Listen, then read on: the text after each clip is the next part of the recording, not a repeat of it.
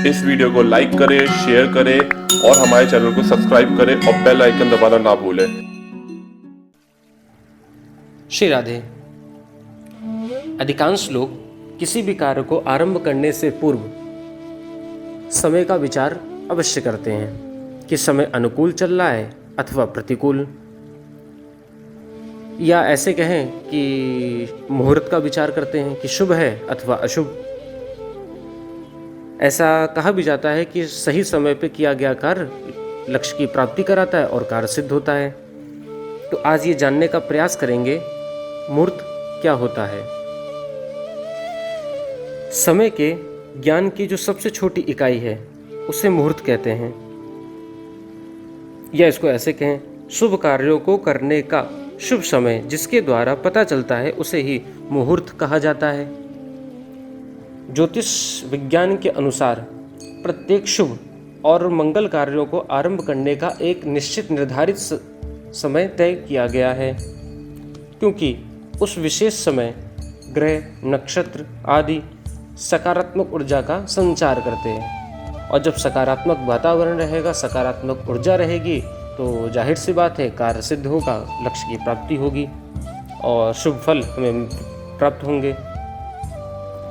समय का ज्ञान कराने वाले विज्ञान को ज्योतिष विज्ञान कहा जाता है, और एक ऐसा काल अथवा एक ऐसा समय जिसमें शुभ कर्म किए जाएं उसे ही शुभ मुहूर्त कहते हैं।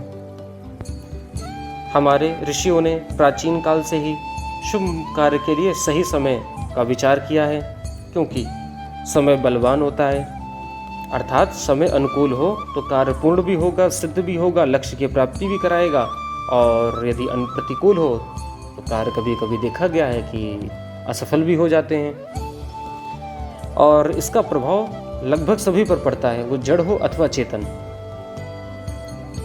अब यहाँ पे देखते हैं मुहूर्त वास्तव में कैसा होता है। एक मुहूर्त लगभग 2 घटी का निर्धारित किया गया है।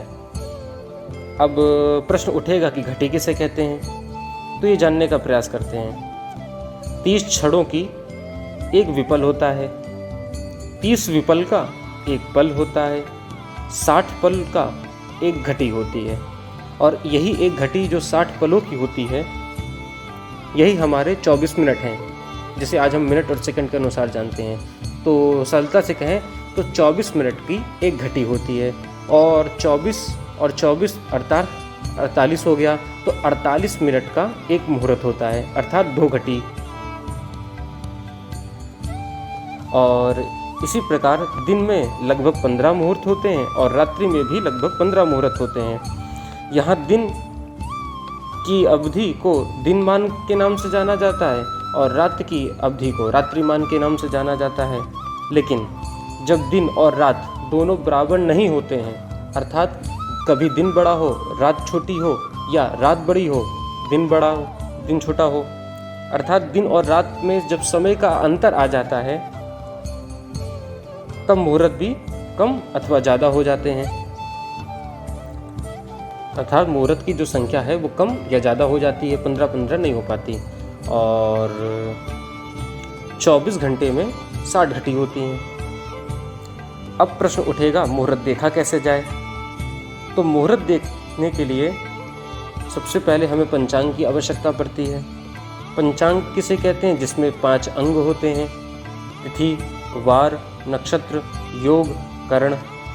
इन्हीं के आधार पर शुभ या अशुभ समय की गणना की जाती है। ध्यान देने वाली बात यह है कि मुहूर्त भी 2 प्रकार के होंगे, शुभ और अशुभ। अधिकांश लोग जानते हैं कि शुभ मुहूर्त, लेकिन मुहूर्त भी अशुभ होता है, क्योंकि 48 मिनट का एक मुहूर्त होता है, तो उसी प्रकार से शुभ और अशुभ मुहूर्त की भी क्रम के अनुसार संख्या चलती है। जैसे ब्रह्म मुहूर्त हमेशा शुभ होता है, इसी प्रकार से आदि आदि।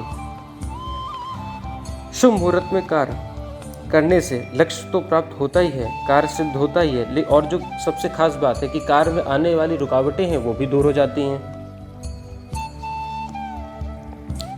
मुहूर्त शुभ है, इसके लिए तिथि का विचार किया जाता है, वार का विचार किया जाता है, नक्षत्र का विचार किया जाता है, पक्ष का, अयन का, चौघड़ियाँ, लग्न, काल, कौन सा काल चल रहा है, कौन सा योग चल रहा है, बहुत से चीज़ों पर आधारित ये आपका शुभ मुहूर्त होता है। तो संक्षेप में यदि कहा जाए तो ऐसा समय जिसमें किसी कार्य को करने से वो कार्य हमारा सिद्ध हो, उसे ही शुभ मुहूर्त कहते हैं। श्री राधे। इस वीडियो को लाइक करें, शेयर करें और हमारे चैनल को सब्सक्राइब करें और बेल आइकन दबाना ना भूलें।